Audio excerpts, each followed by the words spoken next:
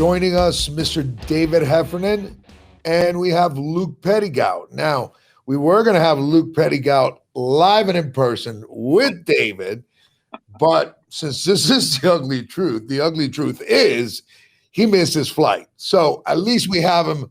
We have him on the phone, and he'll be joining us throughout the show. And of course, my co-host, Mr. Nick Turnbull. How's everything? Good. You didn't wear pink today. No, well, I was going to bring that up because I heard a few days ago you had a pink shirt on. Listen, you were. See, that's what happens when you start getting slimmer. You start wearing pink shirts. I did. I got a haircut. I lost like 1.5 pounds. See? I got a haircut. I lost enough for. I got a phone call saying I was wearing a pink shirt, but you changed for some other event you had. Yeah, I had. What was I doing? You were a guest on another show. Correct? Oh, I had. Yeah, I was a guest on Behind the Dish with John Buck. Right. Remember John Buck? I do. Major leaguer, catcher. Why didn't you leave the shirt on? Well, I don't know. I think he's out in Utah. I don't think Utah. Yeah, that's true. His audience doesn't like pink shirts. No, but I had a great time, by the way, with John Buck. Yes. We talked it up, we chopped it up, and we spoke real, and he's a great guy. And so we spoke about some deep things. I'm not going to give it away, right? Because the show hasn't aired, right. But anyway, all right. So we have David Heffernan with us. David, how you doing? I'm good, brother. Good. Excellent. You're looking great. I'm trying. I haven't seen you in years. So David and I, just to give a little background, David and I went to grammar school together. We went to high school together, right? We went to Epiphany together. All right, you were a year ahead of me. And we went to Columbus. You were still a year ahead of me in Columbus. David, I know that you were a hell of an athlete in Epiphany, a hell of an athlete in Columbus, and obviously all that hard work, all that dedication that I saw throughout the years paid off because you were on that one team, the one that started it all at the University of Miami, at the U with Mr. Julio Cortez, which we had last week, by the way, right? And so can you tell us about that journey? How in Epiphany, you played, I guess, Pop Warner there, because we didn't have a team. Right, there wasn't anything at Epiphany. We Right. played a lot of Rumble in the yard. We played a lot of that, There's a lot of Rumble going on. So a lot of that. A lot of contact. Yeah. So you played Pop Warner. Played Pop Warner. I played Pop Warner baseball. Different sports. Basketball also, right? Played basketball when I got to Columbus. Right. Although that was always a fun transition going from football because basketball had been training for about a month, and so I'd get out there and pretty much for the first half of the season fouled out every single game. and I'd be like, what? Guys be laid out. Brother Kevin be like, Mr. Heffernan, you can't do that. I'm like, brother, So it was always an adjustment. But, and look, had a great time at Columbus. And the coaching, I go back and look now at the coaching. I look at the coaches they've got now, and that's really what set the foundation for everything. I look at teammates I played with, what we got instilled by the coaches like Dennis Lavelle and people like Columbus. Warren Zorsi was our defensive line coach. That takes you through the rest of your life. Amazing, yes. I remember that. I think especially at that age, it's so important. And I remember because I played a little baseball in Columbus, and I remember they cared. They really cared. They were passionate about what they did. They were there because they wanted to, not because they were getting paid, a big paycheck. And they loved what they did. And Columbus was camaraderie. Yeah. We're a family. I just saw you right now, and you said "Adelante, my brother." And that's how we talk about it. Guys like Albert Prego and friends. I mean, I'm friends with a lot of guys that I went to high school with, and there's a lot of people. They don't stay in touch with them, but I stayed at high school with. Right. But when look, both my boys went to Columbus. My daughter went to Palmetto, but went to Columbus, and that's the thing. While it's changed physically, I mean, the structure's a whole different animal now. They've done a great job. Yeah. But the feeling and the bond is still there. And all you got to do, look at the faculty in addition to the brothers. Look how long they've been there. Right. I mean, they teach because they care about it. You hit it on the head. Yeah. I mean, those guys are 20 plus years, 30 years. Yes. Carter Burris has been there for God knows how long left and come back. And that's because they genuinely care about educating young men. Yeah. Which sports did you play in high school? I played football and basketball. So you played 2 sports. Right. Did I read correct? Did you win Silver Knight? I did. So because winning a Silver Knight it's hard. There's a lot to go into it. There's a lot of things that you have to do. So how were you able to do that in high school as far as playing your sports at such a high level and then winning a Silver Knight where it's mostly just like academic kids winning that?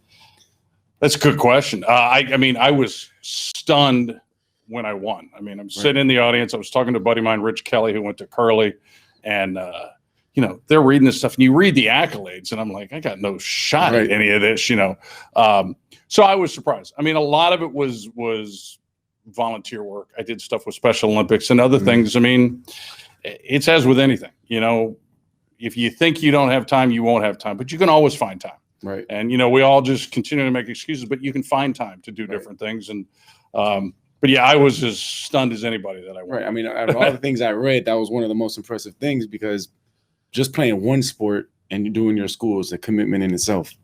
Then you added another sport. Then you turn around and won Silver Knight. It's like, well, it's as with everything. You read these now, and I mean, these kids have gone to third world countries and set up entire plumbing systems. I'm like, I hugged some kids at the Special Olympics and did some other things. I mean, don't get me wrong, it was all good. But do you keep up with that now? Do you watch? Because I watch it. Oh, I watch it so much. Yeah, I watch it all the time. If you want to be blown away by young high school students, look at the kids that are nominated for and win the Silver Knight. It's amazing. Crazy. So, yeah. Well, you were always disciplined. I remember that. You had fun. You did your work but you were always disciplined. I do remember that. I was all over the place. Maybe that's why I noticed. It was a crew of people that were all over the place in Columbus. We had the whole mix of everything. We had a little bit of everything. So at Columbus, you played defensive line. Correct. You go to UM to play defensive line. I hope so. Yeah, that didn't work out. Well, that's what I was going to say because I think offensive linemen get the least amount of recognition, but probably do the most work out of anyone. And probably the most important position on the field, and people don't really realize it. So how was that transition from D-line to O-line? Were you upset about it? Because your name's no longer going to be called on the speaker. You know what I mean? Yeah, unless, as an O-lineman, unless you're holding, you don't get your name ever called anymore. Exactly. That was a very odd transition. I mean, I was about the same height. I was 6'4", but I weighed like 208 pounds coming out of Columbus. 208? 8, yeah. Oh, wow. You're the same size as me. And go there, and I'm thinking I'm going to play defensive end first and whatnot. And, they start with the rookies. You got both playbooks. And, we're in camp for a week or so before the varsity comes in. And the next thing I know, they've taken the defensive playbook and putting the ball in my hands. And now I'm snapping. I've never played center before in my life because I started at center, and then I wound up going out to tackle. Then in came the varsity. Senior nose tackle Jim Burt is who I got to try to line up in front of every day on scout team. So the transition was literally almost daily trying to figure out how I tell my parents I need to quit because I'd get up and look out my ear hole every day because Burt just beat me silly. Oh. And then over the next few years, though, Howard had built. I mean, back then, it's different now. You look at high school kids now. There's offensive linemen in high school that are athletes. I mean, and they're big and they're, 300 pounds and they can move. When I played, no offense to our offensive linemen, they were generally the fatter, slower kids and they stuck them on offensive line. Okay. And it's different now, but Howard, when we won the national championship, our offensive line only had one guy that played offensive line in high school, Alvin Ward. Ian Sinclair was a tight end. Juan Commodero was a defensive end, and he put us all together. And after 2 or 3 years of getting beat by Jim Burt, Lester Williams, Tony Chickalo, Fuzzy Nelson, and the counts, all of a sudden we became men. And then you get into a game, and then it's easy. So it was not a hard transition, but once it happened, and it worked so well because the 5 of us were one. Right. So Snellenberger basically created an athletic offensive line. Yeah. So I'll talk about Snellenberger with that being said, because he's been known. What did he start? He started Oklahoma, UM. Louisville, he went out there and got the stadium built. FAU, I mean, that's got a beautiful stadium and facilities he got built there. And I never played for him. I played against him. Right. And, I knew all the stories about him. How was it, playing for him? because I'm a little bit younger, and when I hear Snellenberg, everyone's like he's a legend and this and that. When he was doing all that, I was young.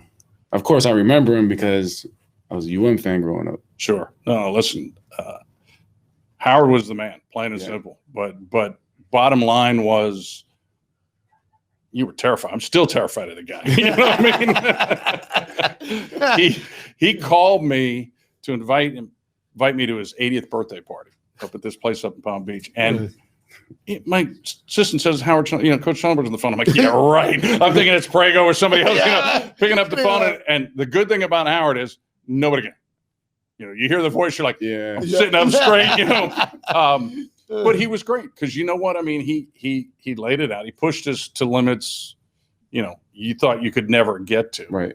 I mean, he did things you can't do anymore. We had 3-a-days. We had one water break in the middle of August. Okay. Yeah. Training. Can't get away with that. Yeah. But what happens is, and my roommate Ian Sclair's the one that pegged it. He said, when a team like West Virginia or these other teams come down, the heat affects us all the same. Mm-hmm. It's just they think they're going to die. We know we're not. Right. Okay. Because we've been through that, and it really is. But man, we had spring scrimmages of 180 offensive snaps. I mean, it was just. But he was from the Bear Bryant mold, right? And the Bear Bryant mold was give me 300 kids, and I'll have 80 that can play. When all is said and done. And there was a lot of that. But Howard was a phenomenal coach. I mean, just a guy that knew every aspect of the game, knew how to push the buttons. I mean, to create that us against the world mentality. I mean, when we beat Nebraska, we knew we were going to beat Nebraska. There was no doubt. Nobody else did. Right. And he told us, talk to the media. Tell them you're humbled to be out there. You hope you don't embarrass yourself on your home field and all of this, and how great they were. Never doubt in our mind, though. Wow, that's terrific. Before we get more into the college career of David, I want to touch on when you were in Columbus. There was a year that you guys was it your senior year that you only allowed 39 points in 10 games? Yeah.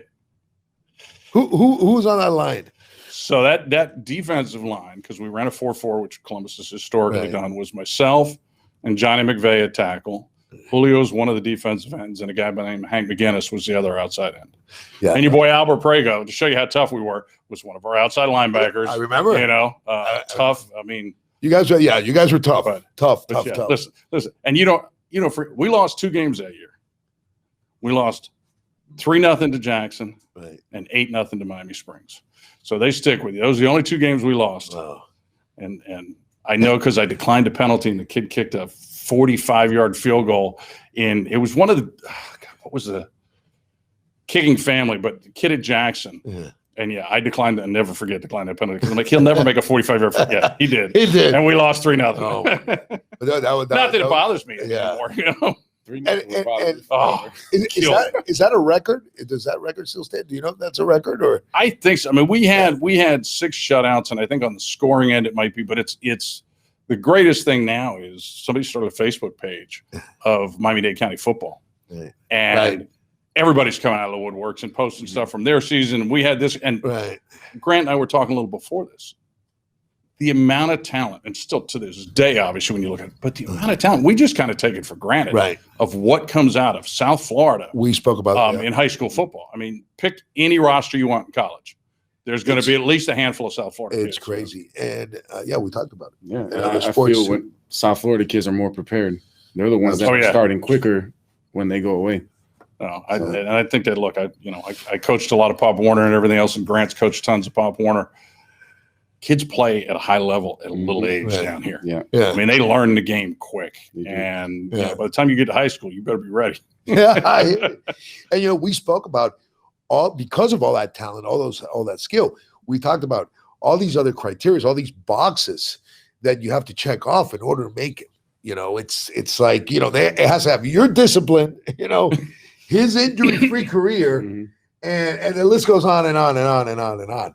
But last week when we were here, when we had Julio on the show, he said this. He said this story about the tunnel, and I want to get your take on what happened in that tunnel against Notre Dame. Well, the interesting thing is Notre Dame blamed us as being thugs for all of this and everything else until was the convicts Catholic game? It all started to brew after that. This is where it started. But it started. This is what ignited. But they were blaming us, and then of course, like 2 weeks later, it was USC or somebody. Same thing happened. It's by design. I mean, they've got both teams coming out into the same tunnel, but I wasn't involved as much in the skirmish. But the other thing Notre Dame does, but I think Julio was. Right? I'm just going to say, if there was a skirmish, Julio was in close proximity. We know that. We both know. I'm just going to say there's some things in Columbus I can tell you. I think the statute of limitations is long run. You know, we might have had an issue with some guys from Southwest at McDonald's there on Burger Road.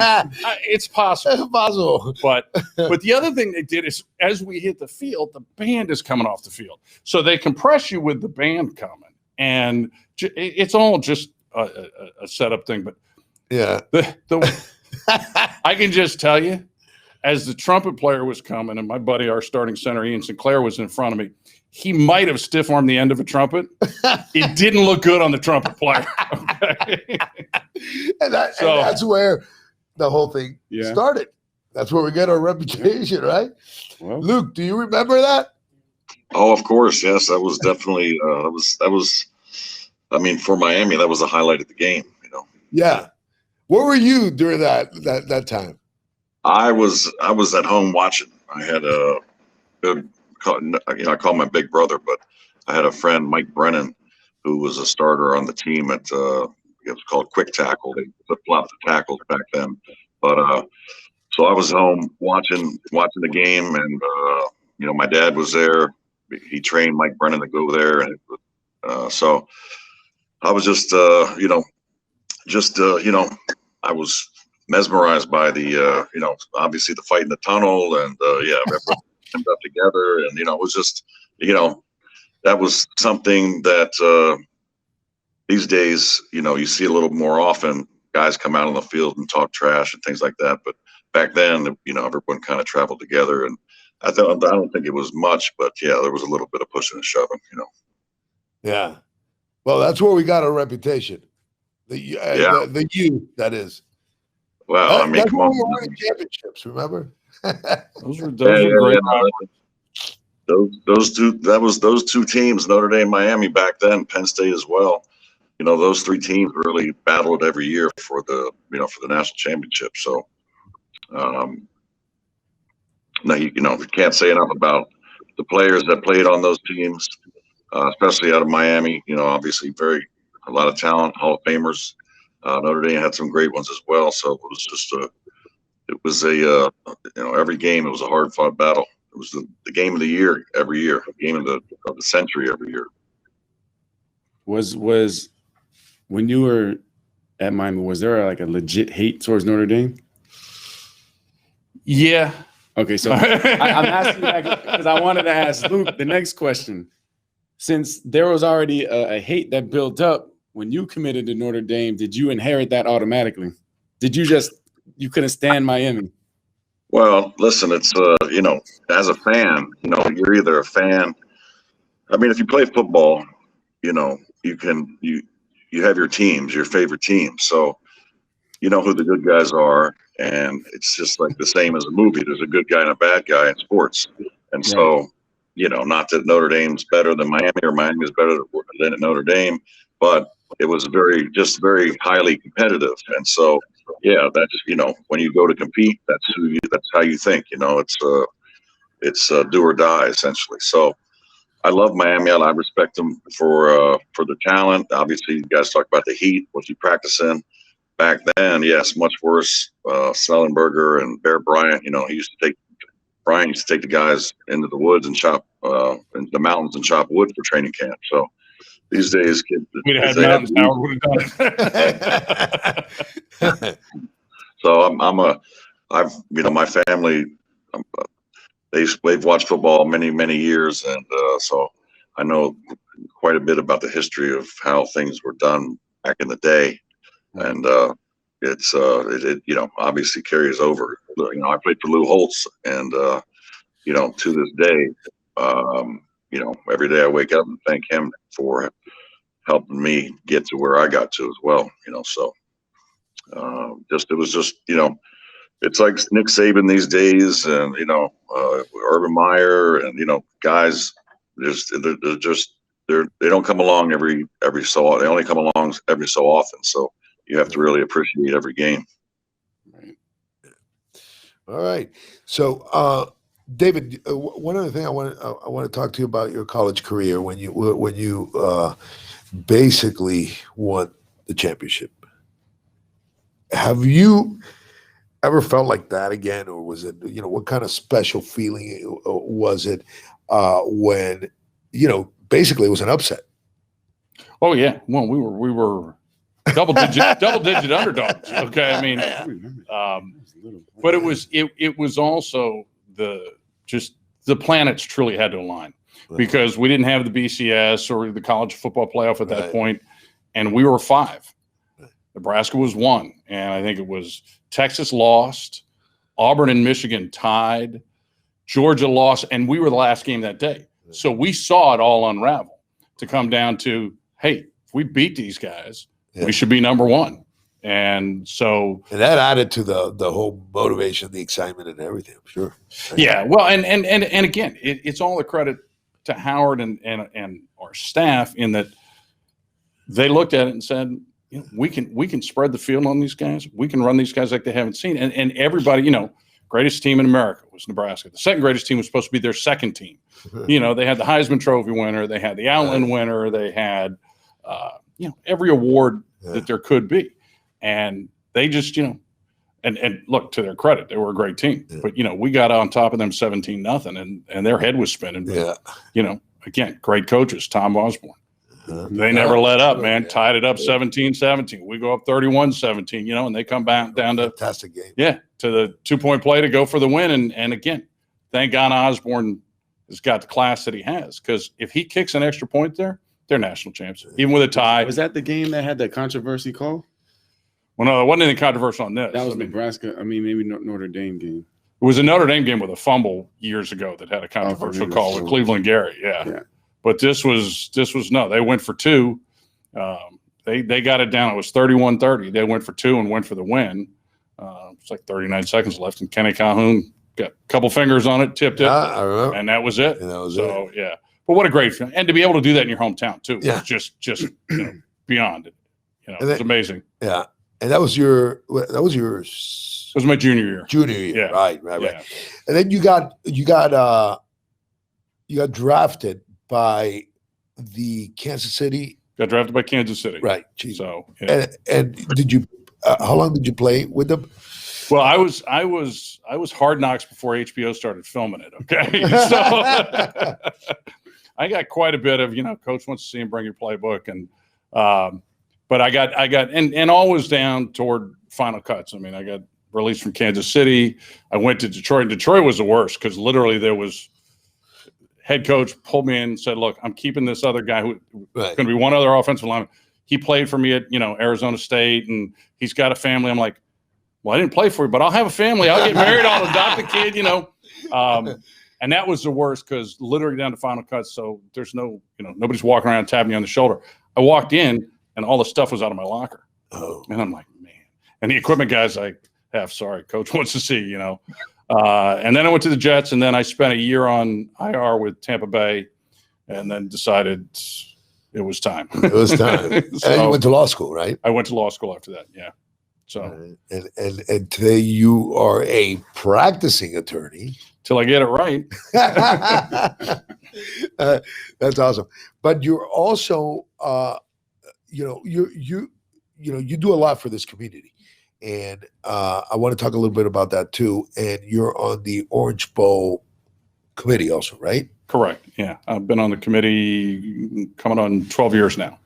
And so now also started last year serving his role of secretary. So I'm on the executive committee, and it's a tremendous organization. Yeah. And not only what they do in putting on the game and everything else, but we do legacy gifts every 2 years. So we rebuild, football fields in Palm Beach, in Miami, and Broward, to upgrade them, to give the communities a place to play for leagues to play, Pop Warner leagues for high schools if they want to use it, for the community to use it. So that's great. That's terrific. And Luke, you're also involved in a lot of community work here in South Florida. Is that correct?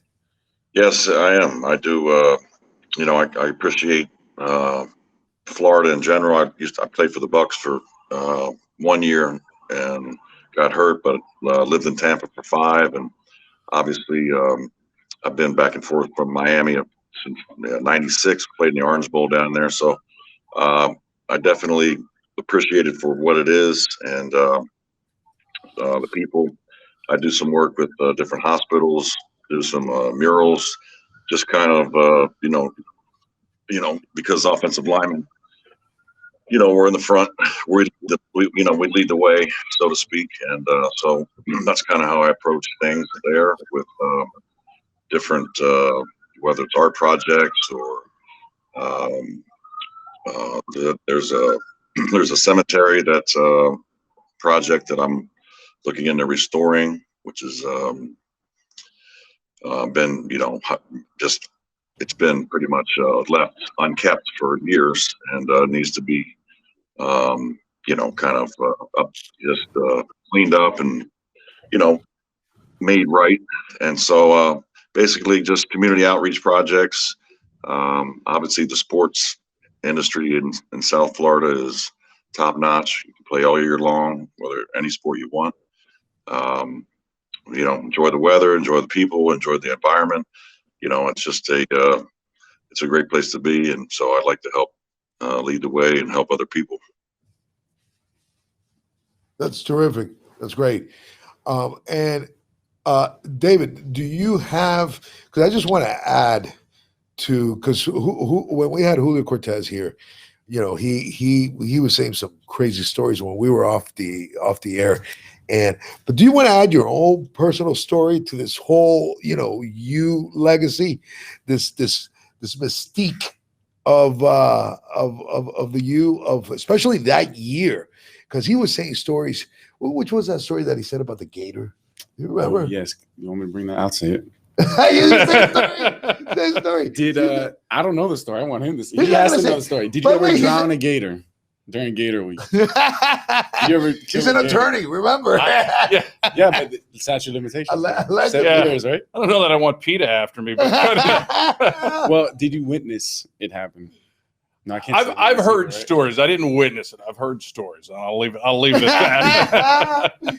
Okay, where do you guys get the gator from? Who caught him around? Who went and caught it? Who knows? Who knows? I will tell you, and Julio was with us. We went out. This was off season. Bernie Kosar and Julio and a bunch of us. There were these guys that had a camp out in the Everglades, and they were all hunters and everything else. And they took us all out in airboats. And so, needless to say, we sunk an airboat, which I didn't think was possible at one point. That story. Oh yeah, no, we sunk an airboat, and I mean, it's dark out there. But yeah, they were catching little gators, and dudes were clipping them to their ears and whatnot. So we had some fun with these guys out there in the Everglades. But yeah, you can sink an airboat. It takes a lot of work. Were you on the boat when that happened? I wasn't on the one that sunk, thank God. We had 3 of them out there. So how did they sink it? Did they? It doesn't sink. It just floods. Yeah, it gets to one side, and then it's now sitting on the bottom. So at night. Yeah, in the Everglades. Fortunately, we had the 2 other boats. Yeah. Listen, I'll never do that. Nick, you had to have known these guys. These guys could have sunk a cruise ship if they wanted. I think that's was a different time, different day. It was crazy back in the back. But they did that at night in the Everglades. Yeah. So, listen, it was the 80s. It was Miami. It was the 80s. Come on. I guess. You were a baby. I was young, so I wasn't going on airboats by myself. And you guys were driving them? We were driving. Yeah, these guys owned them and took us out there, and they had a place. We all stayed out there that night, and they had an airstrip, and they had some ATVs, which was also another fun thing. Yeah. If you've ever seen a guy on an ATV going across the field get blindsided by somebody, we're lucky nobody broke their neck, but we had fun. And that's different. The kids these days at these schools wouldn't even think about going to the Everglades. No, they want to stay over here in the city. That's it.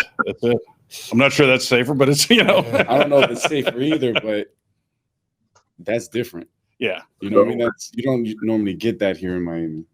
No, we had, I mean, these guys, and I forget who the connection was, but we're great guys and took us out and fed us and makes it easy. And let me tell you, I'm really proud of all you guys all of us that graduated from Columbus. You know, we've evolved as human beings, right? And now we're helping our community. And I know you had something that was dear to your heart. Do you want to mention it with your nonprofit? Yes. So I'm working on a nonprofit now. I started a company that made sports uniforms for the youth. Okay. And I started to notice that a lot of the teams can't afford uniforms. I mean, I seen teams get white T-shirts and write with permanent marker their jersey number and throw it over their shoulder pads and play with it. Right. They couldn't afford the uniforms I was making, so I started a nonprofit that they can apply for, and we provide for uniforms for them. Oh, it's fantastic. So, you know, obviously they got to meet the requirements of being considered a low-income athletic team or area. But, we're raising money for that now, and hopefully we could outfit all the kids that normally don't get that confidence of wearing a nice uniform. Right. You know, we always say just because they're amateurs doesn't mean they have to look like one. So fantastic. Yeah. You know? Yeah. So listen, I'm very proud of our show today. 3 decades of former NFL players, of special guys, of quality individuals that are helping their community. Thank you for joining us. We are The Ugly Truth.